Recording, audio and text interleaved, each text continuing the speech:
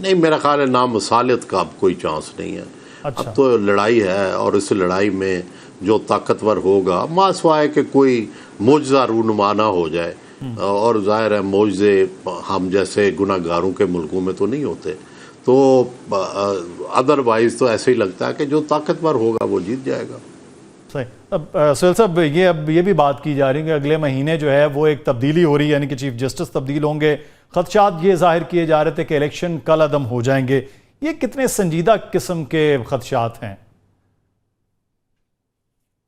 میرا خیال ہے کہ یہ خدشات موجود تھے، اور اسی لیے یہ آئینی ترمیم، آئینی عدالت اور مقتدرہ اور حکومت اسی لیے متحرک ہیں کہ اس انہونی کو جس کی طرف آپ اشارہ کر رہے ہیں اس کو روکا جائے. اور میرا خیال ہے کہ وہ یہ نہیں چاہیں گے کہ انہوں نے جو پروسیس شروع کیا ہوا ہے غلط ہے، صحیح ہے، اخلاقی ہے، غیر اخلاقی ہے، دھاندلی ہے، اصلی ہے، جو بھی ہے، وہ نہیں چاہتے کہ اس کو ریورس کیا جائے.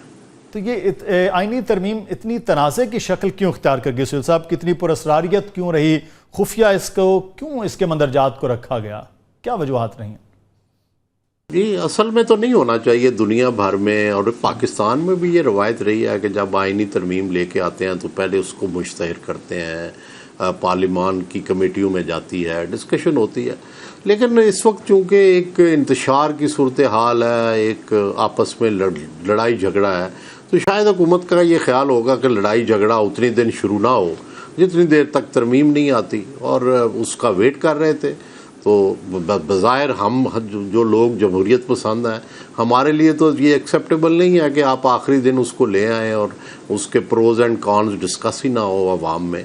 تو لیکن جو ہے اب جب وہ آئی ہے تو بہت سارے اس کے حصے، مثلا آئینی عدالت تو چارٹر آف ڈیموکریسی کے اندر ہی آ گئی تھی. اگر تو اس حد تک تو ہے تو میرا خیال ہے کہ اس کو تو الٹیمیٹلی ہونا ہے، کیونکہ سپریم کورٹ پہ بوجھ بھی زیادہ ہے. سپریم کورٹ ہر وقت سیاست میں بھی مداخلت کرتی ہے، پارلیمان کے اوپر بھی اس نے بڑی ضربیں لگائی ہوئی ہیں، تو اس کو تو تبدیل ہونا چاہیے. اور دوسری بات یہ ہے کہ آئینی عدالت کا جو ڈھانچہ بلاول صاحب نے پیش کیا ہے وہ تو بڑا خوش کن ہے کہ اس میں چاروں صوبوں کی سینٹ کی طرح نمائندگی ہوگی، اور یہ نہیں ہے کہ لوپ سائیڈڈ ہو کے پنجابی ججز ہی بیٹھ کے سارے فیصلے کرتے ہیں. تو یہ تو خوش آئند ہے. لیکن کیا اس کے ذریعے جو سیاست کا بازو مروڑنا ہے یا اداروں کو اپنے حق میں اور دوسروں کے خلاف استعمال کرنا ہے، وہ اگر شکیں ہیں تو ظاہر ہے ان پر اعتراض بھی ہوگا، وہ متنازعہ بھی ہوگی اور چیلنج بھی ہوں گی، اور ان پر